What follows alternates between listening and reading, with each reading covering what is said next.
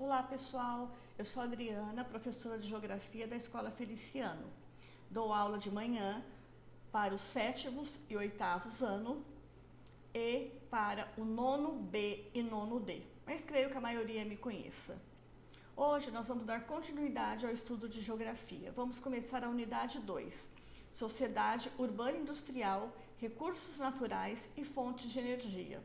A unidade 2 ela é subdividida em 4 capítulos, que o nosso livro Expedições Geográficas coloca o nome de percursos. Então nós vamos começar pelo percurso 5, que é o primeiro, um mundo urbano.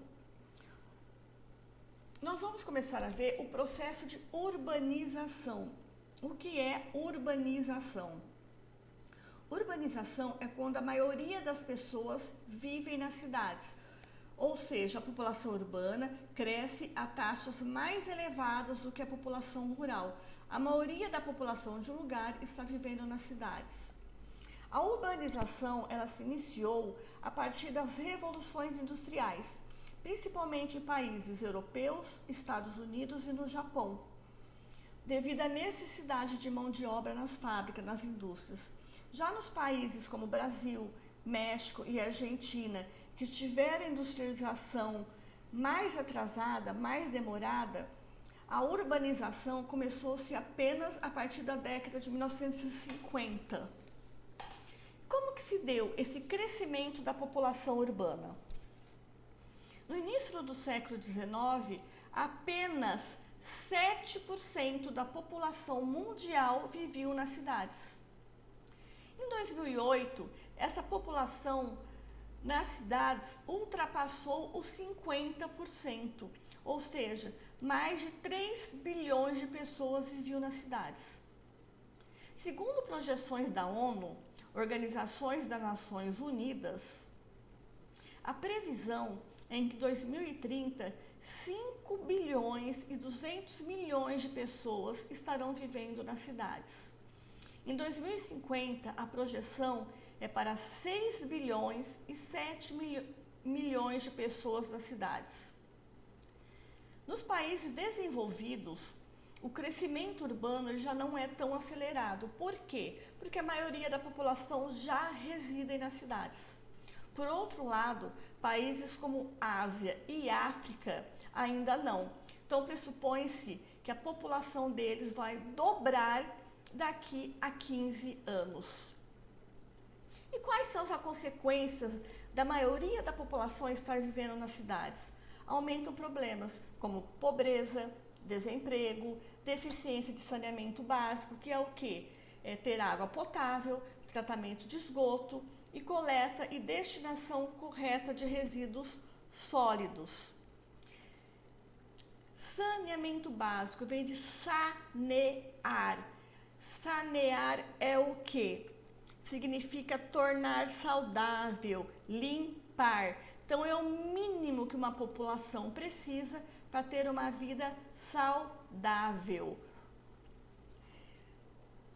A saúde, a qualidade de vida e o desenvolvimento de uma sociedade, de uma população, é essencial para o desenvolvimento de uma sociedade. Os problemas mais graves vão ser encontrados nas megacidades e nas megalópolis. O que são megacidades?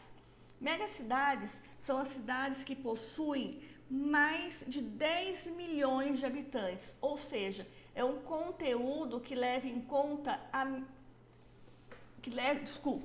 que leva em conta tão somente o número de habitantes, a quantidade. Já as megalópolis são grandes cidades, são megacidades cujos limites se unem, estão interligados e uma depende da outra em questões econômicas, políticas, sociais. Então é muito maior.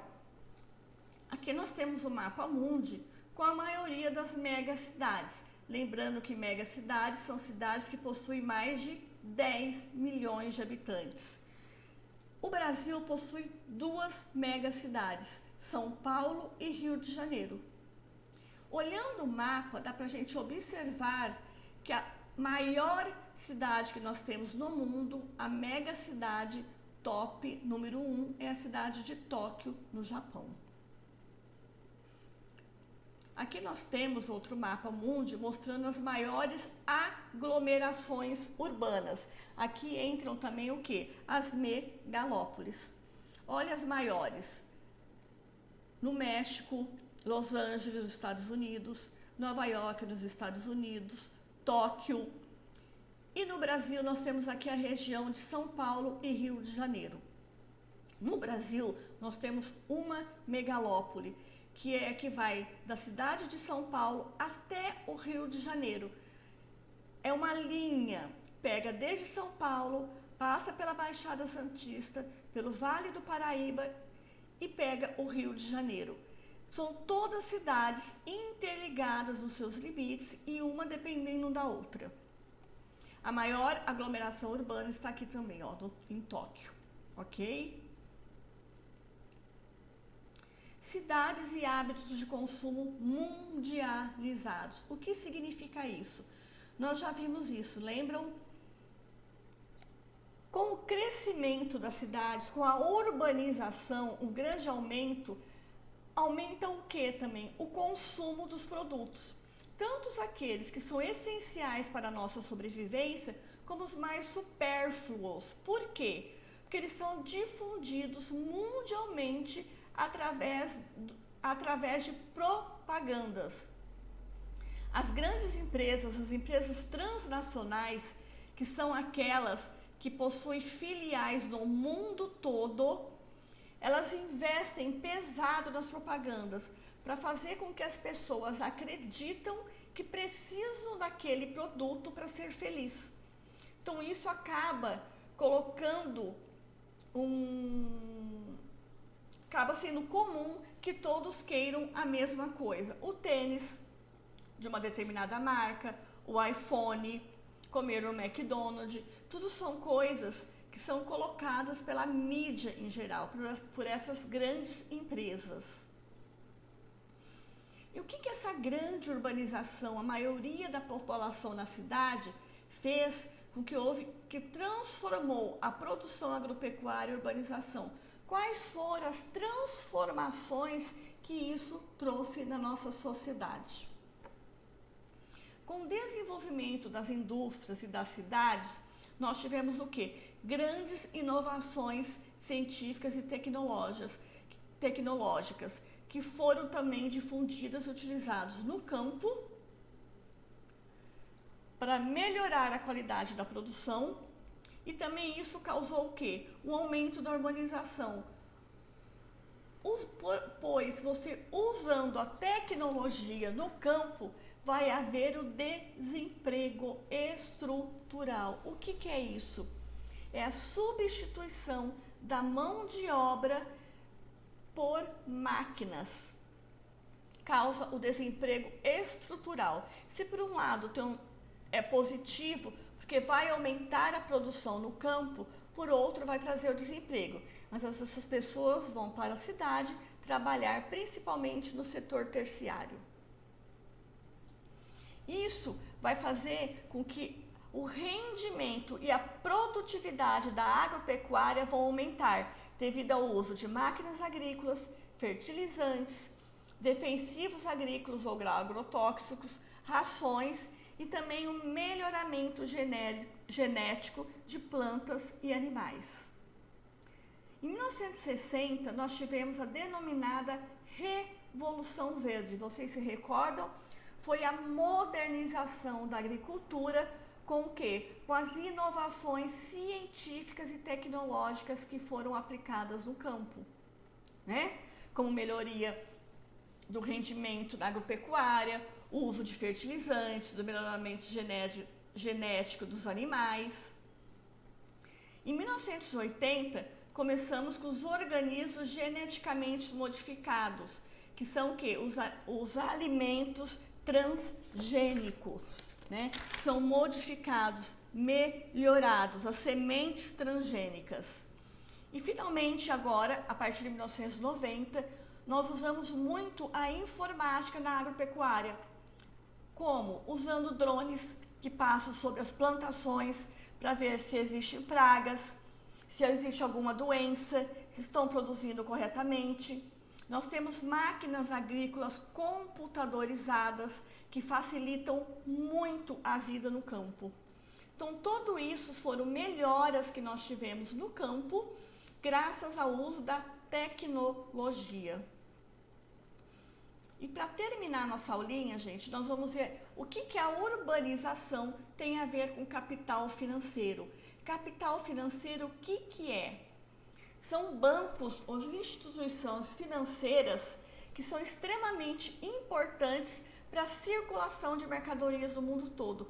Por quê? Porque as grandes empresas ou as pequenas também, tanto o produtor rural, eles financiam as suas atividades para melhorar o seu consumo, melhorar a sua produção.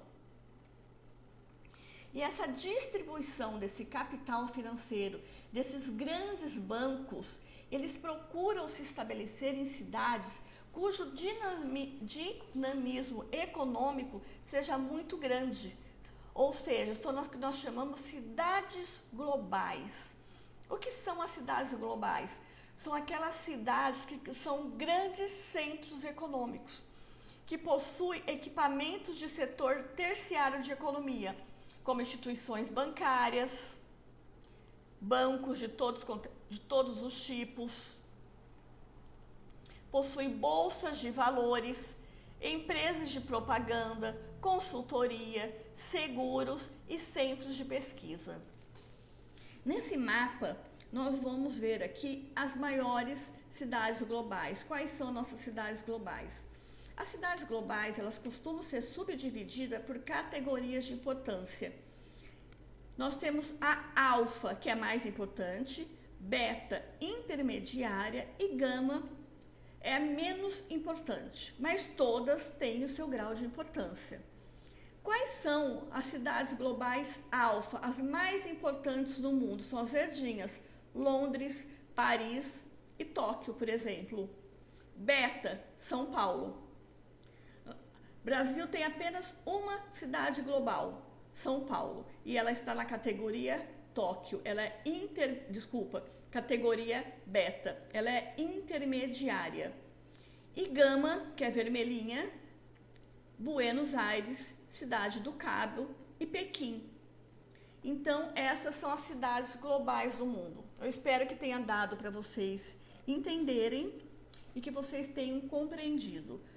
Muito obrigada.